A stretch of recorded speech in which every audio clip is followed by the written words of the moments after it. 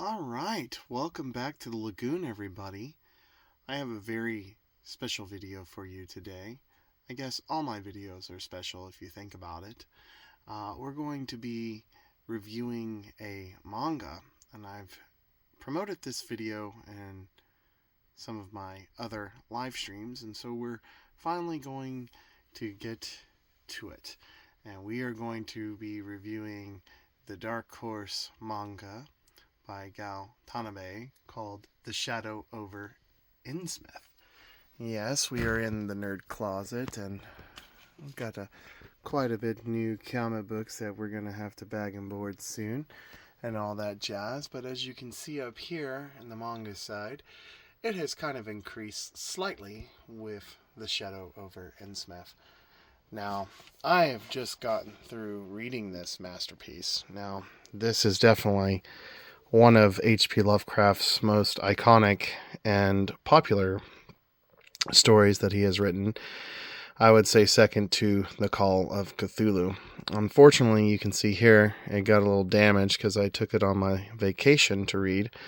But anyways, let's come sit down and look into this and review this awesome manga. Alright, so as you can see, this is a manga based on The Shadow over Innsmouth. It's written by Lovecraft and adapted, and the artwork is by Gal Tanabe. Now, I can't recommend this enough. This is one of my favorite Lovecraft stories. Being Gill-Boy, it makes sense that I would like stories about fish people and fish gods and fish monsters. But let's look at it, though. It's so gorgeous. It's so gorgeous. I think that this is... I haven't read The Call of Cthulhu yet, and I'm really looking forward to that. That'll be the next manga review I do for sure. But this blew me away. It is... look at that. That is so disturbing. I have to be honest and go ahead and just do, a full disclosure here. I am very, very, very picky when it comes to how Innsmouth is depicted and how Deep Ones are depicted and how the hybrid children are depicted. But I have to say that this is the best depiction I have ever seen of this story art-wise. I haven't seen anyone else come remotely close to how the things are described within the novel, and just pure creativity. To be fair, though, I would not be doing a service if I didn't say that the Deep Ones weren't kind of described more frog-like. But you can see here that the humans, the ones that have taken the oaths of Dagon and then proceed to get mutated and all that delicious body horror, are definitely kind of more frog-like here. Now, I have bookmarked some spots that I wanted to show off, and that is the Dagon High Priest. And just look at that. That is just grotesquely, repugnantly beautiful. Just amazing artwork. I don't want to spoil too much because I want you to read this yourself and be surprised by all of the luscious artwork. There's Devil's Reef, I believe, or just the outskirts of Innsmouth. Let me see if I can find... there's what our main character looks like. Very well done. Let's see, what was the other thing? Yeah, I'll just go ahead and show you another cool little Easter egg here. And by Easter egg, I mean I'm going to show you a little flirtatious on a Deep One. Now, what I liked about how the Deep Ones were drawn in this is that not every single one of them looks the same, which they wouldn't, I just thought that was really awesome, and paying attention to the detail, just on how normal fish life is like and what we normally see. But yeah, you actually get to see the deep ones coming ashore and, you know, doing what needs to be done, basically, because they didn't get their sacrifices like Obed Marsh had promised them. And there's Zadok as well. Ooh, I wish my phone would stop acting up. Hang on, let me try to refocus it. Hopefully it will recenter. Hang on. But yeah, you know, this is basically the story of a young anthropologist, like antiquarian type guy, trying to be like, well, you know, I really want to discover everything that Boston, Massachusetts has, as well as, you know, Arkham, the fictional town of Lovecraft's mythos. Like, he's trying to you know, check that out, and ends up discovering about a town that's not on any of the maps. And if you bring it up, all the locals are kind of like, you know, shunning it and don't want to talk about it, and what would seem to be like racism towards the people that live there. But as soon as he starts seeing them, he sees like, oh, they're actually like, they don't look human. They look like deformed, and they have like this kind of disease or whatever. And he ends up going into the town and uncovering this horrific, you know, secret society, this horrible cult that's, you know, basically worshiping some cosmic god that turns them all into horrific sea monsters that worship Cthulhu. I have to say that when I bought this, you know, I was like super, super stoked for it. I really could not wait to read this because, you know, this is an iconic Lovecraft story. And I think so far, out of all of the ones that I've read, which has really just been at the Mountains of Madness, this is by far the best one so far. I mean, it's just, look at that art. The art is beautiful.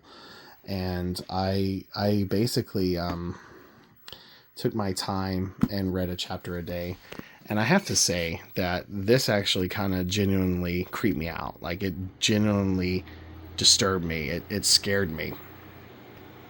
Like, there were parts that just totally made me so uncomfortable. And I just want to share this. This is kind of like, I thought this was brilliant. Like, this is the part in the novel where he gets on the bus to go to Innsmouth, and he tells the guy he wants to go to Innsmouth, and the guy doesn't even say anything. He just looks at him like this, and just, like, you could tell in this panel, he's just continuously looking at him, and then finally turns away. And then you get that awesome part where he's kind of like, well, maybe I made a mistake here, kind of thing. But I just want to, let's see, find this other, like, wide shot of Innsmouth. Yeah. So, it's just, I kind of try to do bad. I don't want to crease it, because you can see I kind of damaged it right here, or a little bit, in my traveling with it. So I might have to get me another mint condition coffee and have a reading copy, and have one for the Lagoon. Let me see. There's one more, like, part that I want to show off. Yeah, and it's like the iconic part where they're coming into his hotel room kind of thing. I thought that was really, really genius. And then, let's see, what else can I show? Just, yeah, this is, it wouldn't be Gill-Boy if I didn't show you fish people coming out of the sea. So yeah, it's just really good. Like, I if you've never read this story before, what are you doing with your life, first of all? Unless you don't like horror, because this would totally scare you to death, because this creeped me out. I definitely read Shadow over Innsmouth like at least once or twice every year, and I'm glad that I have it in this version. I also have it in like a vinyl version where it's like an audio book, but it's on record, and then Of course, I have a collection of Lovecraft stories, and a couple of those collections, the stories in there. So I've read this story quite a bit. I have to say that I would love for this to be properly adapted into a film. I do know there's that amazing Stuart Gordon film Dagon, and I can't recommend that film enough too. It is a little disappointing how they show Dagon at the end. He doesn't really look at all how you would expect Dagon to look. You don't really see Dagon per se in this, but I at the same time don't really want to spoil anything in this. I kind of feel like I've showed you too much.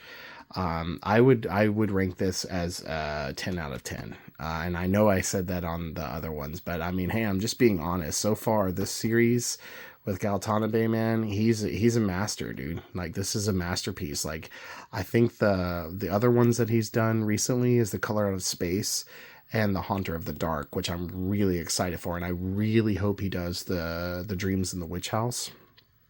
And then, of course, I would love for him to do like Dagon and, you know, some more of Lovecraft's like shorter stories. I think that would be really awesome. And I would love to see his version of the Dunwich Horror as well as The Shadow Out of Time. That would be really sick. You can see this one's a lot beefier. I mean, this is like one of the stories that Lovecraft basically, you know, it was like a novella. Like, this is one of the ones that you can buy single-handedly, which I need to. I need that in my collection, so I probably will. But the art in this, 10 out of 10. The story is 10 out of 10. I mean, it's literally just Lovecraft's words. Like, you can see if you have read it, it's like, it was clearly a species of crown, tall in front and with a large and curiously irregular, you know, so it's basically just the story that Lovecraft himself wrote on top of all of this. Now, this is one thing that I wanted to show before we end the video here, because there's not much more I can add and say. I loved this idea of the tiara, of the crown, and hopefully the camera will fix itself. But you can see here, it's like it reminds me of that painting at the Vatican of the gates of hell or whatever. I guess it's just not wanting to work. Hang on. There we go. And like, look at that. It's like they're all together. Oh, it's so cool. It's so disturbing too, man. It's just great. Like, look at that. Sick art. So sick. And then, like, you can see it on the other, you know, it just makes the whole crown and the tiara, and then you get the whole Dagon motif and the creepiness. And yeah, well, I don't want to spoil that, but yeah, I'm pretty sure that that's supposed to be Dagon in that panel. This is a little more pricey than the other ones. You're looking to spend about $30, $40. Excuse me, but it's worth it. Like, I don't regret this. I'm going to read this over and over and over. Like, I cannot wait to go down to the lagoon and get into the pool and read this and see how long I can withstand it without getting pure nightmare fuel. So anyways, check this out. You won't regret it. It's awesome. 10 out of 10. Gill-Boy says check it out. You know, stay salty, stay spooky, all that jazz. And never forget to, you know, Ia Dagon, Ia Cthulhu Fatagan. You think I'm going to leave you like that? Ia Dagon, Ia Cthulhu Fatagan, Dagon.